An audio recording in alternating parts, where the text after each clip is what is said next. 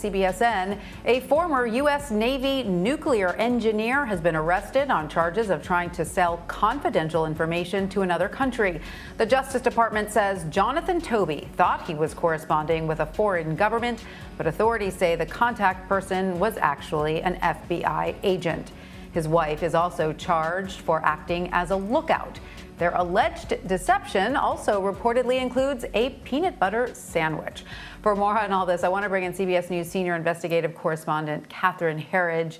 Catherine, welcome. How did this operation unfold? And obviously, the FBI must have been suspicious about this individual for a while in order to sort of trap him with this, correct?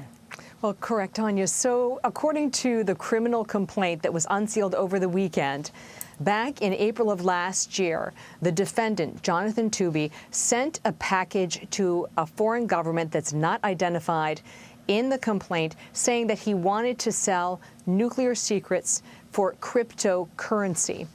This foreign government eventually notified the FBI, and it was at that point, around December of 2020, they began a months-long surveillance operation of Jonathan Toby, and this involved what's called dead drops. And in spycraft, a dead drop is a fancy way of saying that the two parties agree on a prearranged secret location. One party takes the information to that location, so in this case, an encrypted data card, and then the other party comes and picks it up. So they exchange the information, but they never actually see each other in the process. So it gives both parties a kind of additional layer of security in these espionage cases. And Catherine, where did the peanut butter sandwich come into play? Is that where sort of a disc or some sort of well, how can you not? Of course. So here's where the peanut butter sandwich comes in. It comes in with this concept I just described of a dead drop. So there was a prearranged secret location, and it's alleged in the court papers that Jonathan Toby took this data card that was encrypted, and he wrapped it in plastic, and then he inserted it inside this peanut butter sandwich, which was then put in like a Ziploc bag, and then it was left at the location for what he thought was a foreign government operative to pick it up. What he didn't realize at the time is that it was an undercover FBI agent. And Tanya, it was not just a peanut butter sandwich that he used for these dead drops. He also took a Band-Aid, and he found a way to pull back the paper casing, put an encrypted card inside that, and then seal it back up, and also put it in a plastic bag at another dead drop location. And on its face, it seems like this is very ham-fisted spycraft, but we just spoke with a former operative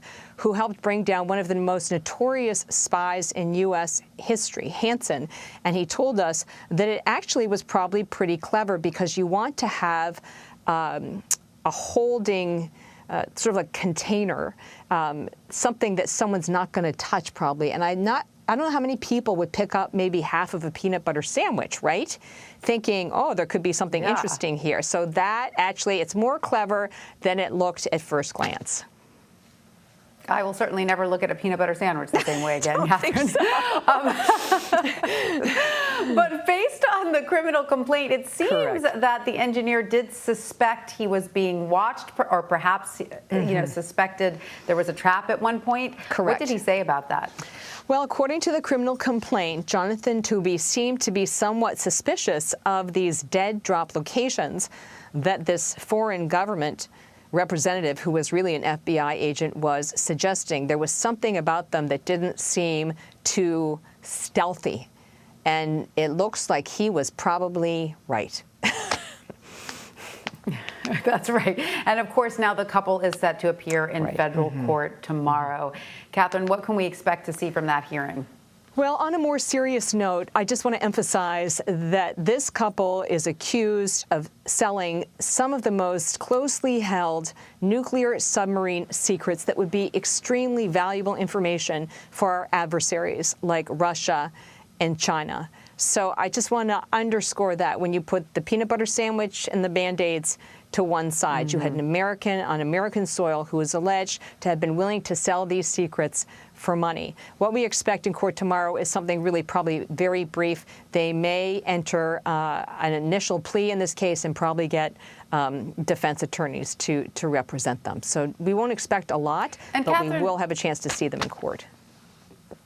Right, and to your point about the seriousness of this crime, is there any indication as to who that initial, that initial foreign country that Toby reached out to? Because they essentially alerted U.S. authorities, correct. So we can probably assume it wasn't Russia or China. Well, this is, I think, the big mystery here is what foreign government did he attempt or alleged to have tried to sell these secrets, but then felt that there was some kind of favor to curry with the U.S. by tipping them off to this individual and his wife. Reading in between the lines, there may have been something about him that made the foreign government think he's not going to be a very useful intelligence source for them. And so they, in effect, in the spy world, threw him under the bus and alerted U.S. authorities. Catherine Herridge, thank you so much for reporting on this fascinating case. You're welcome. We appreciate it.